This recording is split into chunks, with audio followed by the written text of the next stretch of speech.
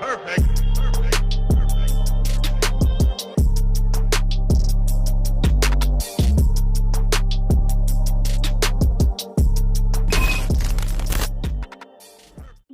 के समंदर में बने करोड़ों घर खाली क्यों हैं?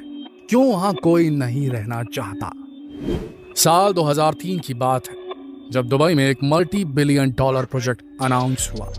एक ऐसा आइलैंड या कह ले ग्रुप ऑफ आइलैंड्स जिसे ऊंचाई से देखें तो पूरी दुनिया का नक्शा नजर आता है। सारे कॉन्टिनेंट दिखाई देते हैं अलग अलग देशों के साथ। तभी तो इस प्रोजेक्ट को नाम भी दिया गया द वर्ल्ड। प्लानिंग थी कि इस आइलैंड पर लग्जरियस घर बनाए जाएंगे, बेहद मॉडर्न टूरिस्ट रिजॉर्ट्स बनाए जाएंगे, जहां तक पहुंचने के लिए दुबई से एक छोटी सी बोट राइड लेनी पड़ेगी। समंदर में रेत भर के आइलैंड्स यानी कि द्वीप बना दिए गए। लेकिन इन आइलैंड्स को बने 10 साल से भी ज्यादा वक्त बीत गया, लेकिन आज तक इतने सालों बाद भी इन आइलैंड्स पर कोई भी कुछ भी नहीं बना पाया। ये वीरान पड़े हैं। ऐसा क्या हुआ था यहाँ जो ये काम आगे बढ़ ही नहीं पाया? अरबों रुपए खर्च करके समंदर में रेत भर के जब इतना शानदार द्वीप बनाया गया, ग्रुप ऑफ आइलैंड्स बनाए गए, द वर्ल्ड उसे नाम दिया गया, तो फिर उस पर कोई कंस्ट्रक्शन क्यों नहीं हो पाया? क्यों यहाँ रहने कोई नहीं पहुंच पाया? ये जानने के लिए इस वीडियो के अंत तक जरूर बने रहिए। दुबई को अगर पारस पत्थर कहें तो भी शायद गलत नहीं होगा, क्योंकि पूरी दुनिया ने देखा है कि दुबई ने जिस चीज को हाथ लगाया वो बेशकीमती बन गया। एक से बढ़कर एक आर्किटेक्चर, समंदर में तैरते शहर, दुनिया की सबसे ऊंची इमारत, रेत पर बना गोल्फ कोर्स। दुबई की खासियतों को उंगलियों पर गिनना नामुमकिन है। वैसे भी दुबई अपने इनोवेटिव आइडियाज के लिए पूरी दुनिया में मशहूर है। दुनिया जिस बारे में सोचती है दुबई उसको कब का साकार कर चुका होता है। इस शहर के पास अपने टूरिस्टों को लुभाने के लिए हर वक्त कुछ नया, कुछ खास होता ही है। ऐसे ही एक ड्रीम प्रोजेक्ट की शुरुआत हुई थी साल 2003 में, जिसका नाम था द वर्ल्ड। ये एक ऐसा आइलैंड समूह था जहां भारत भी है, पाकिस्तान भी है, अमेरिका और लंदन भी है। यानी पूरी दुनिया इस आइलैंड समूह पर आकर सिमट जाती, जहां घूमना किसी को भी वर्ल्ड टूर का अनुभव करवा देता, क्योंकि सिर्फ यहाँ घूम लेने का मतलब होता कि आपने एक ही वक्त में 7 कॉन्टिनेंट्स को घूम लिया। इस प्रोजेक्ट की शुरुआत के वक्त ये भी तय किया गया था कि अगर ये प्रोजेक्ट सक्सेसफुल होता है तो फिर इससे भी बड़े प्रोजेक्ट पर काम शुरू किया जाएगा, जिसका नाम होगा द यूनिवर्स, जिसमें सूरज, चंद्रमा के साथ साथ सोलर सिस्टम के तमाम ग्रह और मिल्की वे गैलेक्सी से मिलते जुलते द्वीप बनाए जाएंगे। दुबई के द वर्ल्ड आइलैंड ग्रुप का सपना यहाँ के शासक शेख मोहम्मद बिन राशिद अल मखदूम ने देखा था। नखील कंस्ट्रक्शन कंपनी के इस प्रोजेक्ट के लिए आइलैंड बनाने के काम को वक्त से पूरा कर लिया गया था। जिस कंपनी ने दुबई के फेमस पाम जुमेराह आइलैंड को बनाया था, उसी कंपनी ने इस प्रोजेक्ट के लिए समंदर में रेत भर के करीब 300 आइलैंड्स भी तैयार कर दिए थे, जहां द वर्ल्ड का सपना साकार होने वाला था। लेकिन कुछ फाइनेंशियल प्रॉब्लम्स की वजह से 2008 में इस प्रोजेक्ट को रोकना पड़ गया। अब सबसे बड़ा सवाल है, 2003 में शुरू हुई इतनी बड़ी परियोजना आखिर क्यों 18 साल बाद भी पूरी नहीं हो पाई? ऐसा क्या हो गया कि लोग यहाँ बसना नहीं चाहते? इस सवाल का जवाब जानने के लिए हमें थोड़ा पीछे चलना होगा। दोस्तों, दुबई की इकोनॉमी पूरी तरह से क्रूड ऑयल यानी कि कच्चे तेल पर डिपेंडेंट थी, लेकिन दुबई के शासकों को यह बात समझ आ चुकी थी कि ये तेल हमेशा तो इनकी जमीन से निकलता नहीं रहेगा। कभी तो वो दिन आएगा जब दुबई के भीतर मौजूद कच्चे तेल का कुआं सूख जाएगा, तेल के भंडार खत्म हो जाएंगे, और फिर तब दुबई के पास इनकम का कोई दूसरा स्रोत नहीं बचेगा।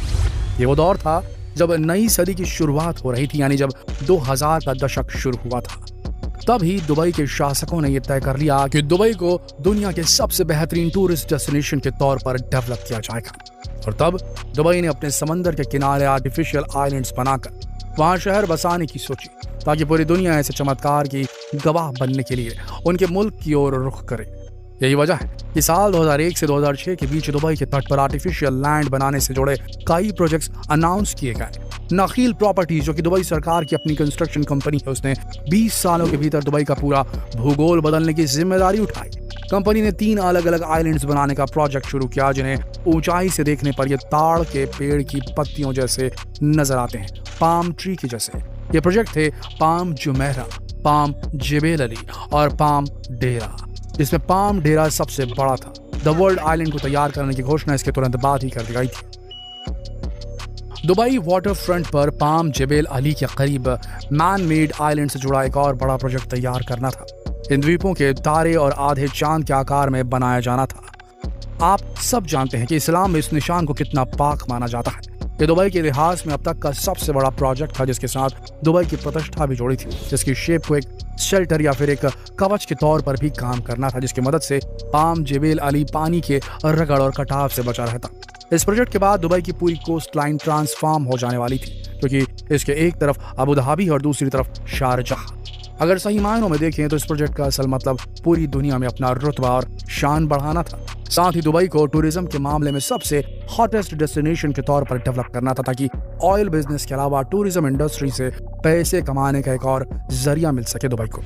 जिस गर्मजोशी के साथ इस प्रोजेक्ट की शुरुआत हुई वो काफी अमेजिंग था, लेकिन ये उत्साह ज्यादा दिनों तक टिक नहीं सका। दुबई सरकार की महत्वाकांक्षी योजना खटाई में पड़ गई। 2001 में दुबई में पाम जुमेराह बनकर तैयार हो गया था, लेकिन इसके पूरा होने से पहले ही बुर्ज खलीफा जैसे कई बड़े प्रोजेक्ट्स पर काम शुरू कर दिया गया। सितंबर 2008 आते आते पूरी दुनिया दुबई को अचंभित होकर निहार रही थी। दुबई में जश्न का माहौल था, लेकिन तभी दुबई इंटरनेशनल फाइनेंशियल क्राइसिस की चपेट में आ गया। ये वो दौर था जब पूरी दुनिया आर्थिक मंदी की चपेट में आ चुकी थी, जिससे दुबई भी अछूता नहीं रह पाया। रियल एस्टेट में इसका असर कुछ ज्यादा ही पड़ गया। लगभग सभी बड़े प्रोजेक्ट्स बंद कर दिए गए, जमीन के दाम औंधे मुंह गिर पड़े। पाम जेबेल अली का काम भी रुक गया। हालत इतनी खराब हो गई कि नकील प्रॉपर्टीज ने निवेशकों को रिफंड की पेशकश तक कर डाली, और तब से ही द वर्ल्ड प्रोजेक्ट रुक गया। आज इस प्रोजेक्ट को देखें तो समंदर में 7 किलोमीटर तक बने रेत के खाली आइलैंड अजीब से नजर आते हैं। प्रोजेक्ट को शुरू करते वक्त जो ख्वाब देखे गए थे वो ख्वाब बनकर ही रह गए। हालात सुधरे तो एक बार फिर से इस प्रोजेक्ट को शुरू करने की कोशिश की गई, लेकिन इतनी बड़ी क्राइसिस के बाद किसी ने भी इस प्रोजेक्ट में इन्वेस्ट करने के बारे में ज्यादा इंटरेस्ट नहीं दिखाया। धीरे धीरे इस प्रोजेक्ट के कभी पूरा होने की उम्मीद भी दम तोड़ती जा रही है। जो प्रोजेक्ट पूरे हुए वहां की ग्राउंड रिपोर्ट भी कोई बहुत ज्यादा अच्छी नहीं है। आइलैंड के बीच के चैनल्स में कई बार रेत भरने की खबरें आती रही। वैसे भी ग्लोबल वार्मिंग के खतरे ने भी दुबई के मैन मेड आइलैंड्स को लेकर लोगों के मन में संशय तो भर ही दिया है। जिस तरह दुनिया भर में समंदरों में पानी का लेवल बढ़ता जा रहा है, उससे लोगों को ये डर तो सताने ही लगा कि ऐसे आइलैंड का कोई फ्यूचर ज्यादा ब्राइट नहीं है। साथ ही जिस तरह इन आइलैंड स्ट्रक्चर को खड़ा करने के लिए रेत को एक जगह जमा किया गया, जिस तरह पानी के बहाव को रोका गया, उससे एनवायरनमेंट को भी खतरा हो सकता है। इसलिए ये अकेला प्रोजेक्ट नहीं जो फेल हुआ।